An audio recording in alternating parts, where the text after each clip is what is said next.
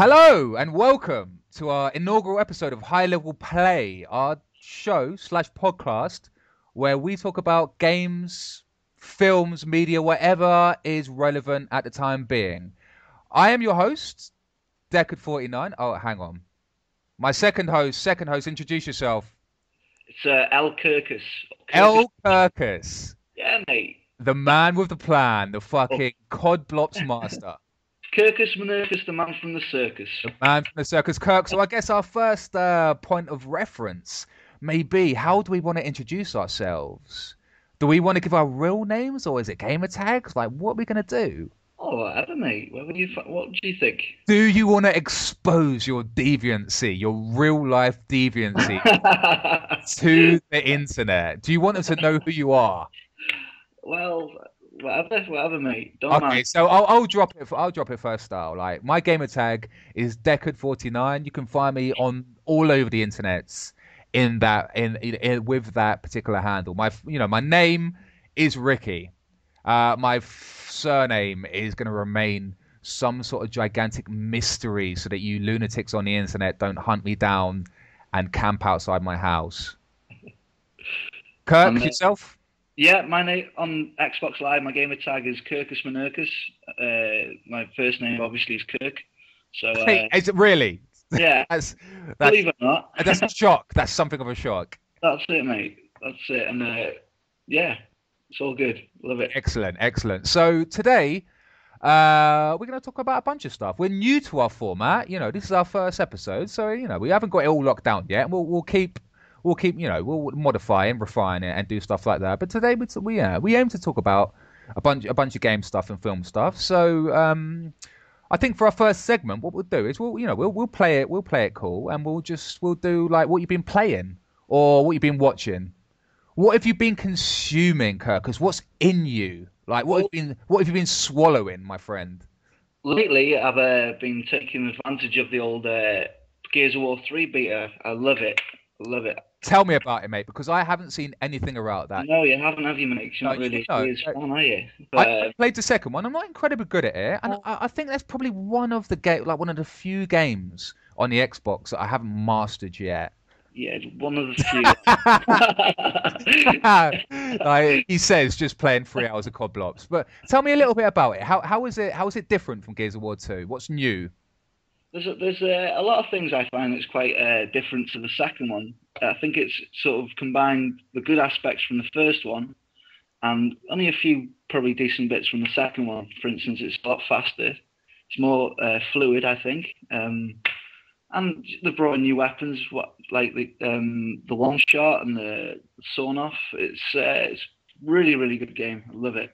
So just let me ask you a couple of questions, and you can correct my ignorance there. Like, my understanding, Kirk, is that the first game was kind of criticized for being a kind of shotgun fest. Is that right? It's very true, though. But I found that it involved quite a bit of skill, because sometimes if you were going in with your shotgun and someone else wanted a shotgun battle, it was like a little sign was just to press the red button as a melee. Kind of, so there's like a sign to say, right, just the two of us one-on-one. I found that was brilliant, but second one we kind of lost that for some reason. Don't know why. So it's kind of almost in a way like a Mexican standoff, like. Yeah, it's brilliant, mate. It's awesome. It was the first one, and that's where I got the taste for Gears, and I was an avid fan ever since, man. Oh, you were in there on the ground floor, weren't you? You smashed it, mate. Just on it, like hardcore. Loved it. The only thing I found which annoyed me, is because I spent that much time on the first one, and people started patching to get the Seriously award, which is 10,000 kills. I think I got about 14,000, and it still didn't break. It still didn't pop. You know what I mean? The achievement. Really? So I never really got that little picture of Marcus Phoenix in the flames. Ah, that's bullshit, man. We should be writing to Cliff Basinski right now. Yeah, mate, because that, to me, was like a medal, that was. If you have that on your gamer profile, you're an avid fan, I found. Oh, I think so. And you are a man who knows about fucking gamer score. Definitely. But the second one, I've spent more time on that than any other game, I think. Lots of people thought that it was the inferior one, actually, that they kind of like neutered it a little bit. Yeah, but is that right, or was that your experience, Kirk? Or I found that I personally I thought the second one I thought was much better than the first one, but I know there'll be a lot of people out there disagreeing with me, but yeah. Well, even on the multiplayer side. Yeah, I preferred the single player and the multiplayer to the first one, only because there's 5-on-5 instead of 4-on-4, and for instance, if on the first one, if someone quit, it would just no bots would replace them, unlike the second one. So things like that, it just improved on the first game, which I thought was really good. It kind of is those tiny little tweaks which make, in some ways, which make a really, really large difference. Yeah. Although you did say you enjoyed the single player on the second one a little bit more. Can I just like share a little thing with you here? Anya, it's a giant worm. I like it. It was that was a little bit much for me, mate. That was like what do they call their game world? It's not Earth, is it? It's another place. What's it called? Come on, I'm testing you now. I'm testing you. Testing me, mate, and I should know. I don't know, mate. Jacinto is it's the last bastion or something. I can't remember. So Jacinto was one of the big cities, wasn't it? Yeah. And I think one of the premises of the second game, like the story mode, was like the cities were sinking into the ground because of this worm thing. I think it was giant worm. I found that really, really hilarious. But but you're a fucking veteran of the second game. Like you've smashed it. I know I've played with you a number of times. You're proper skilled at it. So what would be the things of the third one, the beta, that's really jumped out at you? Can you tell me a little bit about that? The third one, I just found it was more fluid. Like I said before, you can stick to walls more quicker, and it's more smooth. You can more or less blind fire, without having to aim. Like the first one, just like I said, they've sort of stolen bits of the good bits from the first one and the second one, and just combined them all together to make the third. And I found it was really brilliant, really good game. I loved it. So yeah. So just the last couple of questions on that, mate, just so I can understand a little bit better. So, in terms of the graphics, is it a big jump, or is it just an iteration, or? I'd say the graphics have been improved also from the second one as well. Yeah, have they got because I think, do you remember at all? I'm not sure if you recall, Kirk, but when they were debuting the second one, or before it even came out, they were showing these videos of destructible cover. That's right. Yeah. Yeah. Is there anything around that? Because Battlefield is probably a lot of people would feel. I know you and I have both played the game, and you have your views on this, and I have mine. That's right. But I know you. A lot of people feel that Battlefield is the most superior, competitive, multiplayer game out there at the moment, like in terms of quality. Yeah, I understand what you're saying, but I think there's like a section of people that play Gears, and there's a section of people who play Blots, and I don't know. There's just first-person shooters that they've all got their own little positives and standout points, I think. And they've all got their own audiences as well that right. relate to all of those things. There's certain first-person shooters you can get away with camping and things. Gears, you can't camp at all, really, because it doesn't work. Just doesn't work. Nature of the game. And there's only one sniper rifle on the whole level most of the time, so everyone's after that one weapon. Unlike like Battlefield and Call of Duty and other games like that. But yeah, so let me question you, Deckard. Tell me, hit me up, brother. What games have you been playing lately which stands out? Well, do you know what? It's quite a nice little segue there, actually, because I've just spent a number of hours with your good self playing Call of Duty Black Ops. That's right. So I've not touched it in a little while, actually, and it took me a little while to get back up to speed. But it's one of those games, I think, Kirk, where it's addictive. It's addictive. It's very addictive. I'm not necessarily the best Call of Duty player, but I wouldn't go that far. Yeah, you'd call me the fucking worst Call of Duty player in the history of all time. But I think one of the things that the developer has achieved is that You just want it like one more life, just what like one more attempt at this, just like one more go, like that I one more go type thing. Do you know what I I mean? I agree because they keep just throwing things at you. You just want to have another go at you. You want to unlock a new challenge. You want to unlock a new perk. You want to unlock a new weapon. You And it's just, just if I could just get 5 more kills in that time, I'll it's get a just couple of thousand of XP. it's very cleverly made. I found, and I found it's very very very fluid. You know, when you wanted to join into another person's game, it's no messing about. You straight in. It's it is slick as fuck. Yeah, I think I've you're right. never seen anything like that. I wonder, do you think they just ripped like the Halo, like the Bungie? I think you might be right there. You know, They with just the ripped them multiplayer right options. off. Yeah, of course they have. They found something that's working and they've stolen it. I think. They've Just even got like the little party chat icons. You can tell who's in a party and who's not. brilliant, So you mate. know who you're talking to and who you're not. It is really really good. I love it. But like you said, it's hard to get off it. It's quite hard to get off it. And It's I love little. exceedingly hard to get off it. So we were playing a bunch of domination, That's right. which is kind of your capture the flag type scenario where you have to hover. Well, we're telling grannies how to suck eggs. Really, I'm sure people know what domination are, but you in particular have another preference for game modes. So tell me a little bit about sticks and stones and what you've been doing it with it recently. Sticks and stones is like what they call it, like you gamble money on it out that you've earned, and then you play little games. And at the Kirk, end, you gamble money. Are you sure? well, you're not real money, obviously. It's just the You're as fucking straight as the nut. Not. so sticks and stones. It's just you start off with a crossbow, a ballistic knife, and a tomahawk. So that's the only weapons you have, and I think the map's being restricted, so it's not too big, so people can run off. And Oh, really? I didn't know that. They actually cut down the maps a little bit. yeah. Okay.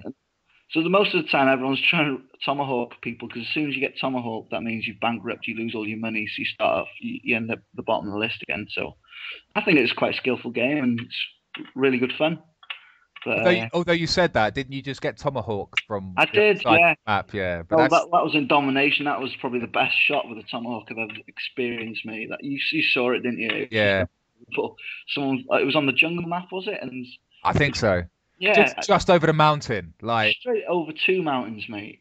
fucking unbelievable. like Chief Mountain. That much you know that from that, like fucking the chief of the mountain. Yeah. It was like game starts, 1, 2, 3, right, capture the flag, jumped on the flag, and next minute I was dead. It was Yeah. literally that quick. It was You can't deal unbelievable. with it, man. You don't know what to do. Yeah, it could have been worse. It could have been you, I So suppose. you're pretty good at that game. Like what do you think? Because there's a lot of talk, Kirk, about do you know the fact that Infinity Ward, most of their staff just got sacked, like, or they, the two chief executive officers Yeah, got sacked for liaising with EA and they're potentially setting up another game.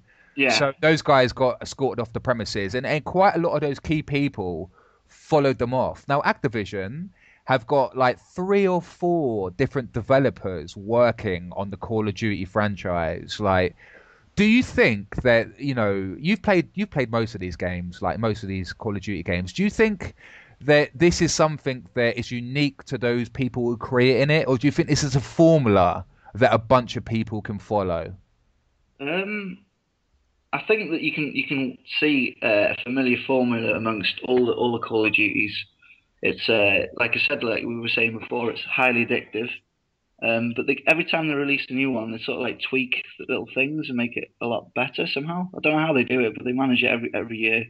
And I think Infinity Ward, when they brought out Modern Warfare and Modern Warfare 2, I thought they were just as like a brilliant game and highly addictive and just brilliant. And then obviously they brought out Black Ops. Was that Activision? No, that was what was considered, and I'm using inverted commas at this point. Right. That is what was considered the B team, and it's Treyarch. I think they've cracked it. I think they've done a better job than Infinity Ward, but that's my opinion. I probably Oh, might be mate, wrong. the flame wars start. The flame wars start. There you go. So for me, I mean, you correct me if I'm wrong because you have more experience than I do. But it seems to me that the core Call of Duty experience, single player, is very, very linear storyline. Like, very storied, lots of lots of script, but very straight, very linear. There's not much deviation. There's not many paths you can take. No. And the multiplayer seems to be about these really quick encounters, and you are really good at Call of Duty if you're really good at a split second in this encounter dropping someone on the floor. That's it, mate. That's it. Like that's a Battlefield boy here, whereas things are a little bit different. But like I see it as like you see someone and they see you, and it's who kills the other one before. That's it. Like that, do you know what I mean? But there's some guys out there they're just unbelievably skilled. I mean, they walk around with sniper rifles and they're running into battle. People there with a FAMAS or an AK-47 are still managing to win a gunfight face to face. It just, mate, I often run into work with a fucking sniper rifle and no scope someone with their FAMAS. That's it, mate. It doesn't happen. That's lies. But we've had some really good games on that recently, actually. Like, small maps as well. Small maps, like very intimate, environment. So, it's almost like, in some ways, Kirk, do you remember that game, The Club? I don't know if you've ever played The Club. Yeah, I rented it, believe it or not. I rented it, and I didn't think too much of it, but... The Club was kind of like an FPS where you were on a racetrack, going round and round. And in some ways, I feel that the Call of Duty games are like that. It's kind of like that your opposition are going to be running along, a limited amount of lines, and it's how do you present yourself to best combat that. That's it. Definitely. But mind you, like you were saying before, you got the drop on someone, but someone still managed to pop your head off. Yeah. Still, mate. Fuck that guy. I sent him a message. I sent him a message in the persona of Francis York Morgan from Deadly Premonition. And the message was like, Zach, did you see that cunt? What did he do, Zach? What did he do? Oh, mate. What can we do? I need to see this Deadly Premonition, mate, because I've seen your footage on YouTube, and it looks absolutely twisted. You can buy it for a tenner, mate, and I guarantee you'll love that game. You'll absolutely adore it. I might just purchase a copy, A little bit of a purchase, and I know you, my good friend, as an aficionado, a connoisseur of gaming, right? will take what you need from this game. I believe it's a lot like Twin Peaks, which is one of Twin Peaks is one of my staple fucking television shows. You love it? I love it. It's fucking beautiful. It is utterly, utterly beautiful. Now, while we're talking about stuff that we've both been playing, Mortal Kombat 9. Yes. Is that what the number is now? Mortal Kombat 9. Yeah, technically. Well, I think they're calling it the Mortal Kombat. They've gone back to their old school, haven't they? 2D. Mate, they've really pulled out all the stops on this. I think they've really fucking done a good job on this. Like, the production values are sky high. It's like, they have also, what's quite interesting, Kirk, is the game's got an amazing story mode. Have you played for the story mode? I'm just got the achievement for going halfway through it, and like you said, I agree. It's well put together. It's really good. Because the fiction in the actual games was always kind of crazy. Like, the story in the first two games was basically one screen of text at the beginning of the game or the end of the game. It was like, yes, and Sub-Zero's brother decapitated fucking Scorpion's missus, and she gave birth to a child without arms, and that's why, and it's kind of like, dude, this doesn't make any sense. Like, this is fucking crazy talk. Like, who's Shang Tsung? Like, who? Like, what? He can take people's souls out. Like, who? Like, what? But what they've done, which is so amazing, the story mode, is they've like rendered a story in engine in game, like, and they played classic characters in a classic way. Like, the first thing that happens is you play Johnny Cage, and he turns up and he doesn't even realize He's in a life or death competition, and he tries to pull Sonya. That's it, mate. The guy's an idiot. He keeps talking about people having makeup on and shit. Tell me how you feel about it, Kirk. Well, I was a fan since the first one. I brought the first one on the SNES, going back a bit, like, and on the like everyone, well, people know, the SNES version was watered down. It was gimped, yeah. It was really bad. Like, can I just interrupt you very quickly there? Was the SNES version of Mortal Kombat the first time you actually saw Mortal Kombat? Yes, it was, yeah. Oh, dude, I've got you beat a little bit there. Oh, have you seen it in the arcade, did you? I was 12 years old. Well, you're a bit older than me, aren't you, mate? Well, fuck you, you slag. Go on. I was 12 years old, and I walked into an arcade expecting to see Street Fighter 2. Yeah. And I saw this gigantic throne of a cabinet, like, because up until then, the only thing I was used to was, these generic sort of boxes with joysticks. Yeah. And I'm not sure if this is your experience, and this is certainly something which has happened since then, but the first thing which drew my eye was like the Mortal Kombat cabinet was gigantic and covered in the characters, wasn't it? Yeah, I was like, whoa. So that was the first thing I saw. The second thing I observed was that the cabinet was actually surrounded by people. Yeah, mate. And I was like, okay, well, this, I want to get on this. I want to get on this. So I kind of poked my head through and sort of find a little gap between a shoulder and a head and neck here. And the first thing I saw of that game was Sub-Zero rip someone's fucking head off. And I was like, whoa! Like, what? Is that a thing? Is that, like, what? And I was looking around at people and they were just nodding at me going, yes! Yes! That just happened. Yes! Oh, mate, it was. You can see the depth to which I still remember that now. Like, that was a formative experience for me. I was going to say it's one of the first like violent games I've seen like at the time, but I seem to remember an arcade game. Don't know if you remember this one. Hit me up, bruv. Hit me up. It was called Time Killers. Do you ever remember that one? Time Killers. That was a little bit after Mortal Kombat was in art.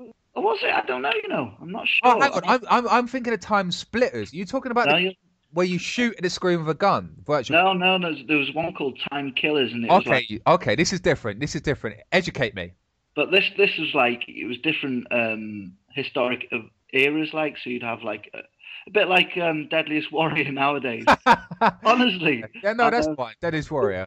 I don't know if you've seen the videos of Deadliest Warrior on YouTube, like what IRA versus the Taliban. Like, yeah, mate. In the fucking car park. This is well ahead of its time, obviously, this game in the arcade. And at the time, you could actually cut each other's arms off and carry on fighting. As you do. Carry on fighting. And that's probably the first violent game I ever seen. Well, what did they say in Monty Python? But you have no arms. 'Tis but a flesh wound. Just a flesh wound. 'Tis a flesh wound. And then going back to Mortal Kombat, yeah, it was the second Mortal Kombat that I first seen that in Butlins in an arcade. Butlins, mate, yeah. And it first came out, and there was a Chinese guy playing it in the arcade, and he was Liu Kang, and I don't know where Ironically enough. Go on. Ironically enough, Chinese guy playing Liu Kang. Was it? No, I thought you meant the guy that you saw playing on the first one. I thought you said the guy who was playing Liu Kang was a Chinese. Yeah, he was Chinese, and when it said finish him. Is that racism? Like... No, it's not. He pulled off when Liu Kang turned dragon. Yeah, the dragon. I remember thinking, how does he know the fatality move already? I mean, the thing's only just come out. And I thought Mortal Kombat 2 on the SNES, that was... Oh, that was perfect. Awesome. That was absolutely perfect. I remember I got that for Christmas once. And I found it in November because my mum was not, good, beautiful woman, good lady, was not the most clever fucking hider of presents. So I went for socks in the old fucking drawers and found Mortal Kombat 2. Like that, in some boys that's got to be enough to psychologically damage you. I just wanted socks to put on my feet. And you get this graphically violent game instead. Yeah, and I'd just get fucking finish him. Posties. Yeah, but one of my fondest memories of Mortal Kombat 2 was me and my cousin. We wanted to find out what the finishing moves were, so we went to the local paper shop and we got a copy of Games Master. And at the back, Games Master. we were looking at all the moves, and the easiest move for us to remember was Reptiles, Sub-Zeros, and Scorpions Pit Fatality, which was, I even know it to this day, on the PlayStation 2, it was down towards block. And me and my cousin, we ran home going down towards block. Just shout at each other, down, towards block. Just so that we'd remember. Yeah. And that's because obviously we didn't have the money to buy the magazine. So that's what we were doing, running back and forth to the paper shop. Oh, but you did steal it, didn't you? Tell me the truth. No, we just memorized it and ran.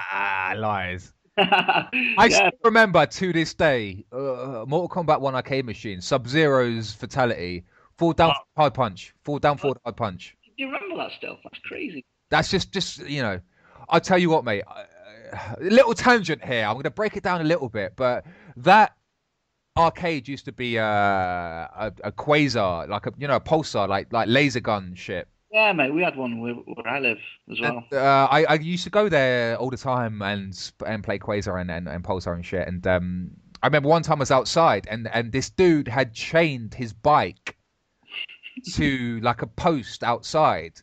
But it transpires that the post wasn't as high as it might have been. So a couple of lads had lifted the bike up over their heads, because the post wasn't very high.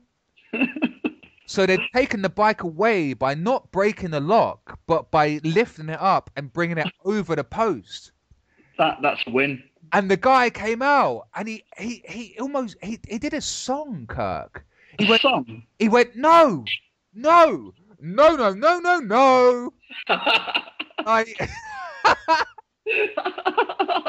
Like you would do if you come out and find that your bike's missing. Yeah, like no. It was the most amazing thing I've ever heard. Straight up, mate. Straight up. Oh, that's ace, mate. Love it.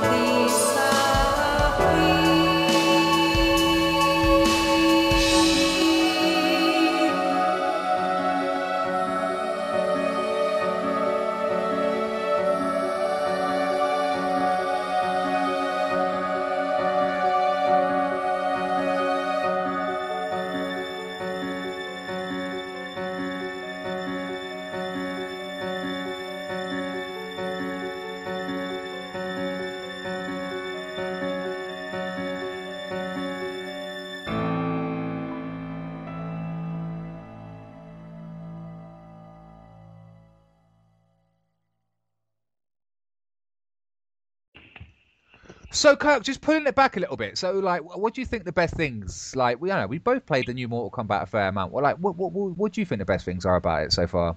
I'd have to say the X-ray moves. I thought they were quite awesome. They're fucking scandalous, mate. They're like Sub-Zero freezes someone's stomach and then breaks it with his fists.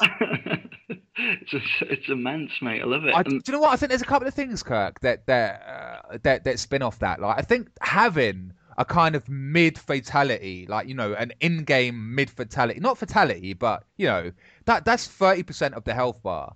Easy. Like, that was quite a clever thing for them to do, because that, well, you know, that means that you can come back on someone who is, you know, a better player than you. That's what I mean. If you're against the ropes, you pull off the X-ray move. Pull off the X-ray move, and I think like the X-ray move, it's often been compared to the ultras in Street Fighter. Yeah, I can see that too.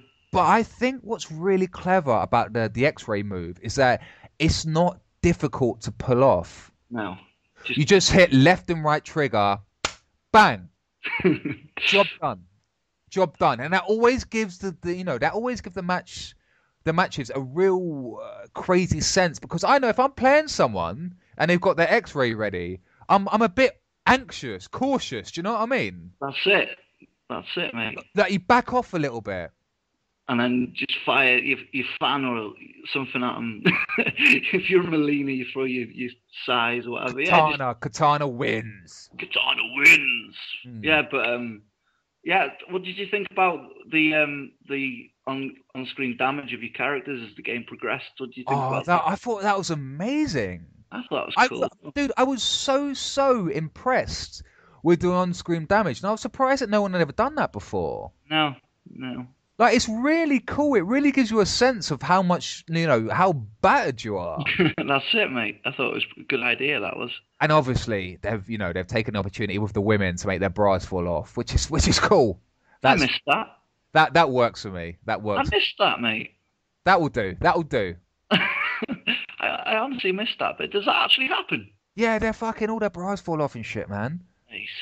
So at one point, if you get them to their final like reckoning place, this is how messed up it is. They've got kneecaps showing, they've got one eye hanging out, but the only thing covering their nipples is one tiny bit of cloth. That's it. Bit like what's that other pervy game? Dead or Alive. Dead or Alive, yeah. Alive, yeah. Do you remember the cheat on that? I don't. I think you're going to tell me something I'm going to go and try in about 10 minutes. There was a cheat on that game. If you go into options and you put your age as 99, yeah, their boobs, they do bounce like mad. Oh, mate. But their boobs bounce like mad to start with. To the extreme this time. Don't know how they've got two black eyes. Oh, mate. But I'm gonna attempt that in a try it later. It's a good laugh, mate. It's a good laugh. What was yeah, so what do you think about the fatalities on the old new Mortal Kombat? I think one of the things that I think about the fatalities, which I really, really enjoyed and found interesting, is that the camera, they've done some really cool stuff with the camera. So the camera pans depending on who's trying to do what. Do you know what I mean? So it's not like always straight on 2D. If someone's about to do something, the camera might pan behind them or over them and just give you the best cinematic sense of how that person is about to be fucked up in the most meaningful, disgusting way.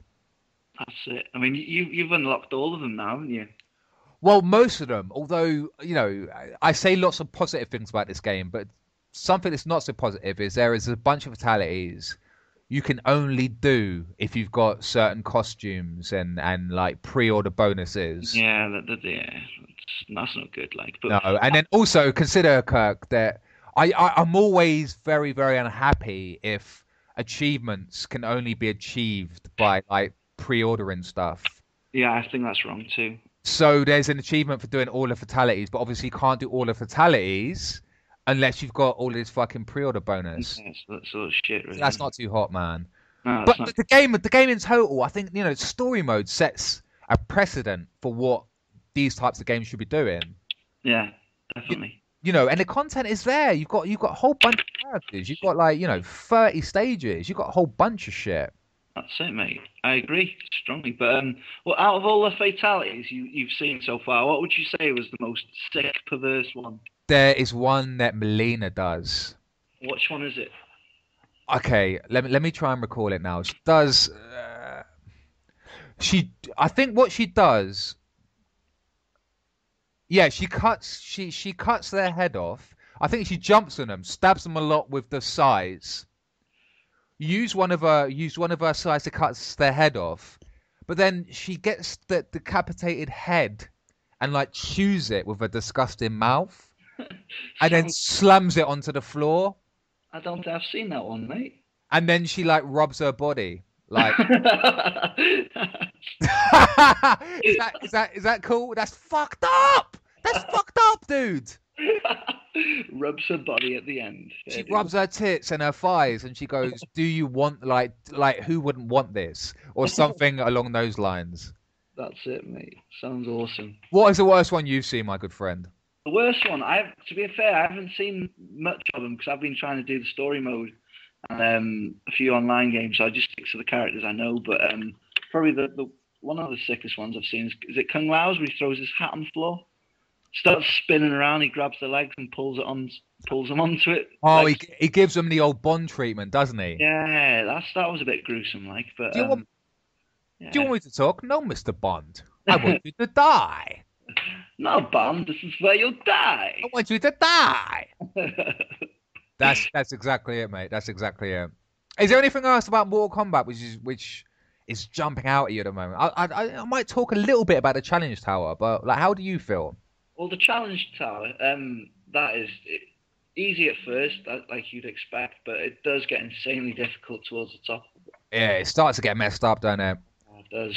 I am cutting a whole bunch of that stuff on my YouTube channel, but you know, I'm kind of halfway there. Well, I'm a third of the way there actually. I'm near Challenge Tower 100, but Is that how many there is in total? 100? 300.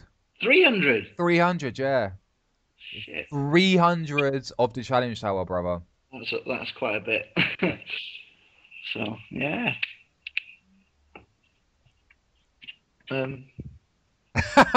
Is that it for Mortal Kombat? I'd say so, yeah.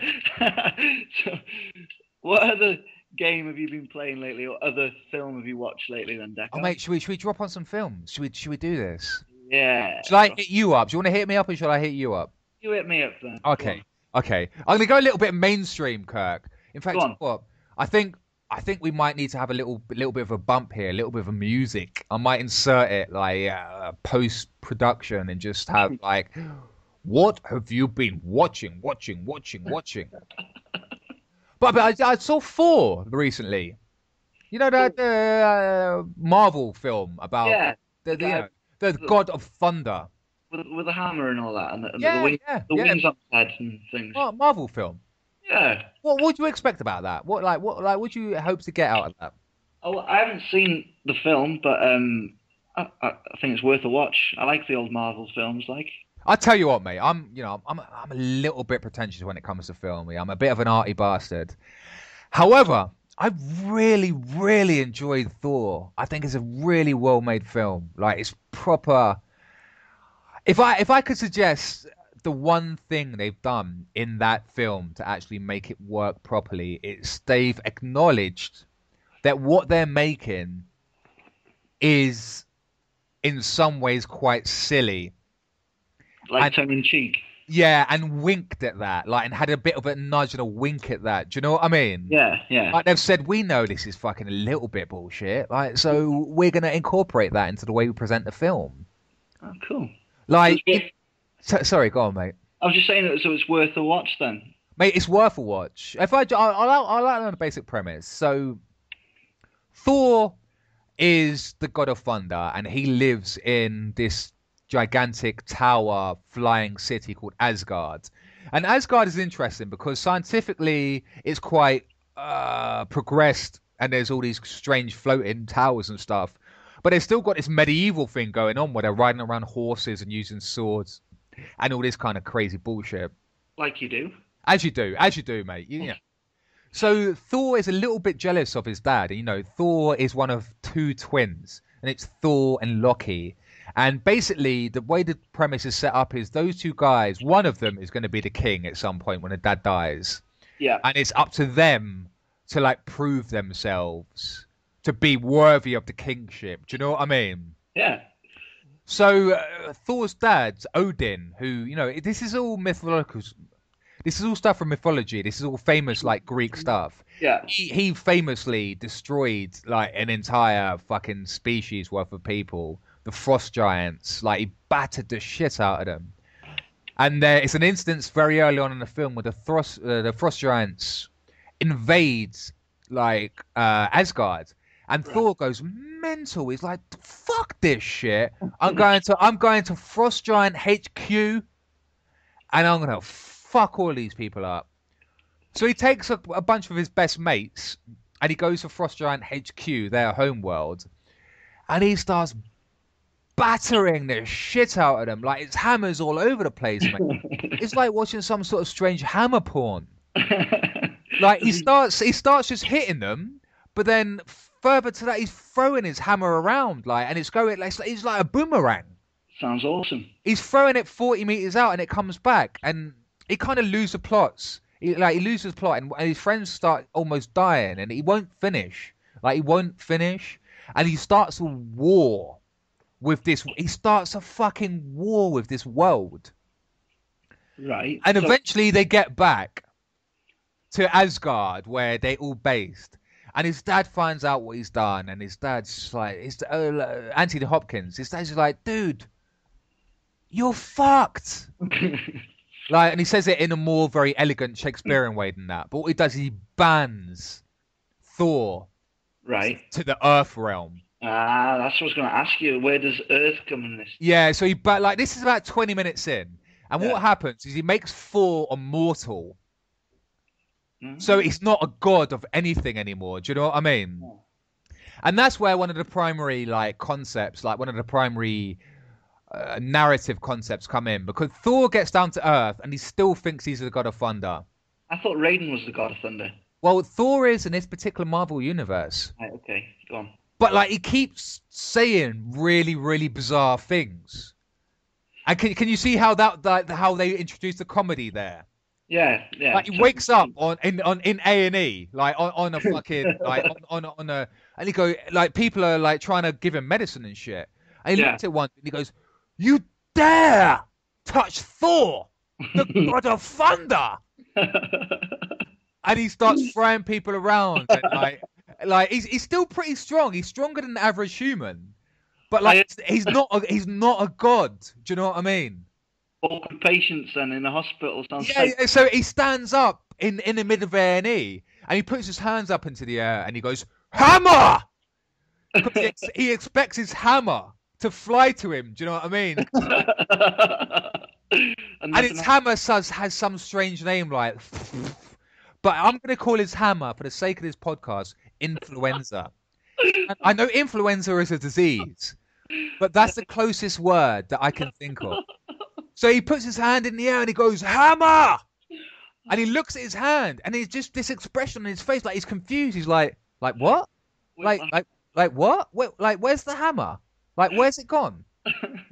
And someone tackles him to the floor.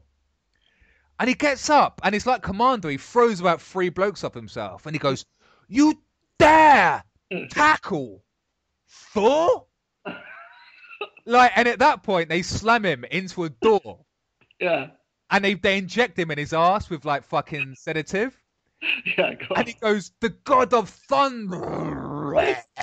And he just completely collapses. And, like, it's proper fucking hilarious, Kurt. They do, like, the way they play, like, half of the film is him wandering around, like thinking he's a god. Do you know what I mean? Yeah.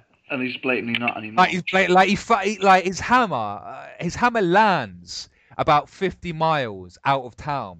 And it's really cool because, like, someone finds a hammer and it's like, do you remember, what is that? The King Arthur shit, Excalibur, where you have to pull the sword. Yeah, out of the stone. So his hammer lands kind of, and it makes a massive crater. And he's like, you can see it's something you need to pull out of the ground. So the first guy who finds it tries to pull it out of the ground and he can't. And he's just not electrocute him or something. No, he tries to pull it and he can't. He goes, "Oh, fuck this, mate." And he gets on his mobile. And about half an hour later, it's party town. The Hammer's party town. There's people doing barbecues. There's women dancing. There's music, and they're taking turns trying to pull the fucking hammer out. Like it's like a big party. Do you know what I mean? They get a truck with chains and try and drag it out of the ground.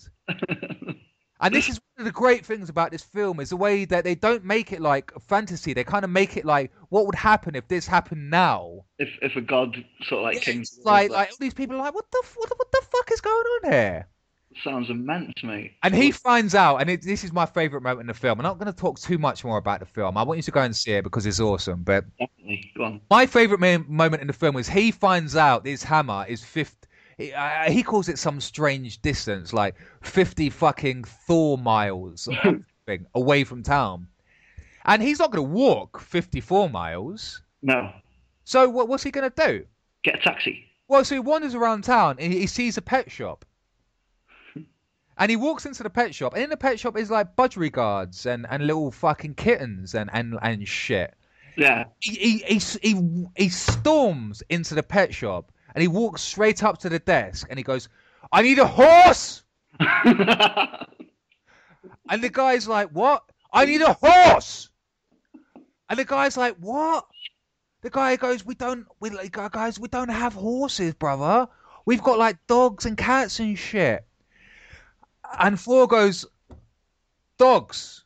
He's like, yes. He goes, find me a beast big enough to ride. And the guy's just like, I don't know who you are. Like, what are you talking about? Oh, God.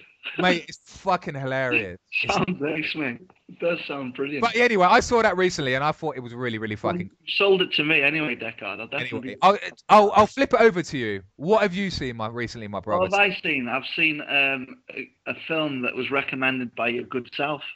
Don't do this. Don't do this. Yeah, I will. You told me to watch this sick, perverse film. Mate. And it goes by the title of Human Centipede. Human Centipede. Yes. So tell me a little bit about like, is this been released on DVD? Is this a proper film or?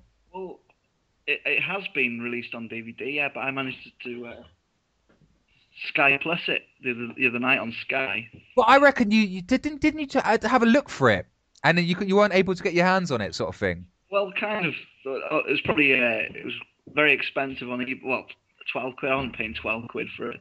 So anyway, it was on Sky the other night. So I thought, right, I'll watch this film after I've heard all these people tell me how sick and perverse it was, including yourself. And yeah, you were right. It was absolutely sick, really. It was about this crazy German scientist guy who decides to abduct these three people and attach them together. Well, hang on. Let's break it down a little bit here. Let's get the audience involved. Where does he get these people from? Well, the first two American girls, because I part recorded it, so I missed the first 10 minutes. But somehow, where I saw it, there was two girls sat on this couch, wet, totally wet, obviously broken down outside. So they come into the house and they ask for a drink and a phone to phone for help or whatever. So this crazy German guy goes, yes, I'll get you a drink. So he goes into the kitchen and he puts Rohypnol in their drink. So anyway, knocks him out. Yeah, as you do. Knocks him out, and he's got like a little surgery underneath his house. As you do. So anyway, these two girls wake up downstairs. Fucking Germans, how efficient are they? they wake Normally, up. Kirk, the fucking killer takes them to some sort of factory, like downtown. Do you know what I mean? Oh, this guy is quite prepared. Like he's only a fucking German would have his fucking death factory under his house. Because I think he started testing on dogs because he managed to make a three-headed dog, which he called the Three Hound. But... so okay, is that cool? I don't know. Is that that's cool? Yeah, I think so. And then these two girls wake up like strapped to a bed, and there's this poor bloke next to them as well. So the doctor comes down, and he looks at this guy and goes, "My friend, you are not a match. You must die." So he killed him. Like with an injection. So anyway, he needs to find the front of the centipede. So, But why was he not a match? What's his criteria? I mean, this film doesn't explain much because why would you do it in the first place? And where did he get this guy from in the first place? And anyway, so all you see then is his car pull up on the drive, this big flash white Merc, I think it is. And he gets out of the car in his big white raincoat, opens the back door up, and he grabs this poor Chinese guy with a tranquilizer dart in his ass. Oh, mate. It doesn't explain where you get this guy from or nothing like that. And anyway, he straps him to the bed, and they all wake up and they all get hysterical. And anyway, this one girl, like this American girl, decides to escape. So she managed to escape, and after a long chase around this house, he managed to catch her. And the thing he says to her is, because you tried to escape, my dog. Oh, he said, no, sorry. He goes, one of my Rottweilers tried to escape, so I made him the middle section. Oh, wow. Yeah, so he goes, that's what's going to happen to you. So anyway, the poor bitch has to have her lips sewn to this Japanese ring piece, which, Jesus Christ. So then the sick part of it, like he attaches them all into the beds again, and then puts the projector screen in front of them, and then shows this really crude drawing of what he's about to do to them. Mate. Tell me about the drawing. Oh, they are terrible. It was as if a child has drawn it as like these little stick men like on all fours, all attached to each other. Oh, fuck. Yeah, it's really bad. Like so. Anyway, that's more or less the film, and he's trying to teach him how to. So you got a Japanese fellow at the front who's just chatting Japanese, so it's all in subtitles when he speaks, and then the two American girls. How artistic! Yeah. So this German guy's in this back lawn with these three people attached to each other, and he's like, "Pass me the newspaper, bring it to me." And the Japanese guy just dropping it on the floor. He's not. What? So they have to walk around and shit. They have to walk on all fours. Oh, mate. It's really, really odd. Very odd. Like, how long is the film? Is it like a proper film? It's just the average, probably about an hour and a half. Like, But, yeah. And these two police officers come to the door. Then he's like, "We want to come search." And he's a proper twisted German guy. He's like, "You're not coming in," and all this. Like, so he goes, "You need a search warrant." So anyway, they come back, and because the very last segment of the Centipede, the woman, she's dying of infection, so he goes, "Oh, we need to replace you," and all this. Oh, man. Kirk, why is she dying of infection? Oh, because where they've like sewn a face to this woman's ass, there's like yellow pus and shit coming out, I suppose, because she's eating off human feces, I suppose. It's quite sick, really, especially when the Japanese guy goes, "I need to shit," so the German guy goes, "Yes, you do. So you must feed her." No, please don't let me do this. Dude, let me start spraying. Dude. Yeah, mate. That is messed up. Yes, it is. So and I think it should be a regular segment, like messed up shit should be one of the things that we talk about, brother. Yeah, well, explore the underground of cinematic fucking experience. How does it end? Well, it ends when these two police officers come into the house and they get a search warrant, and he's trying to hide these two. How do you hide a centipede? That's what I mean. So, anyway, the centipede manages to get off the table and up into a bedroom, and so they stab him when they go off to get a search warrant. So he comes back down the stairs, and the Japanese guy at the front stabs him. So they manage to crawl up the stairs. Oh, mate! And then the police come in, then, don't they? And then, yes. Is it shot well? Is it like a nice looking film? How does it seem like? Kirk, lots of these exploitation films are shot in a really poor way, where the camera is just stationary. You've got your whole cam, like you see the guy running up the stairs and across the hall, things like that. Yeah. But it's just really, really weird, like, because at one point where they managed to get into a bedroom and then the doctor's like crawling up the stairs with a scalpel in his hand because they thought they killed him, and he comes into the bedroom. The girl at the back's dead, more or less. Nice. So they're just dragging her along. She's just dead weight at that point. Well, she's sort of like still alive barely, but then the Japanese guy manages to smash the window and grab a shard of glass. So then you got like this situation where you got a doctor crawling towards him with a scalpel, Oh. And then you got these 3 people on all fours facing him. And then the Japanese guy, you'd have thought would have just stabbed him, like, but then he just something happens in his head where he goes, "Oh, all my life I have sinned, and this is my what's the word I'm looking for? Like redemption, like vengeance. This is what I deserve, and all this. This is God's way of saying I've sinned that." So he decides to cut his own throat. So then you got a dead guy at the front. Oh mate, and a human centipede. Yeah, like... so you got the girl in the middle, is the only one alive. So then that's how the film ends, with the girl stuck to 2 dead bodies. Oh, it's really weird, really weird. I wouldn't suggest watching it to anyone, like, but it was. Yes, you would. You would tell. It's one of those films where you heard so much about that you just have to watch it just to judge for yourself, I suppose. Let's do this. You must feed them. You must feed them. Feed them now. Feed them now. Yeah, it's sick, mate. All right, I'm probably not going to watch it, but I'm glad that I made you watch it, brother. That makes me feel happy. Yeah, and then I've got to watch The Mulholland Drive, another one of your films you've told me to watch. I think we're going to have to revisit that in next episode. I think Mulholland Drive is amazing. I'll watch it soon.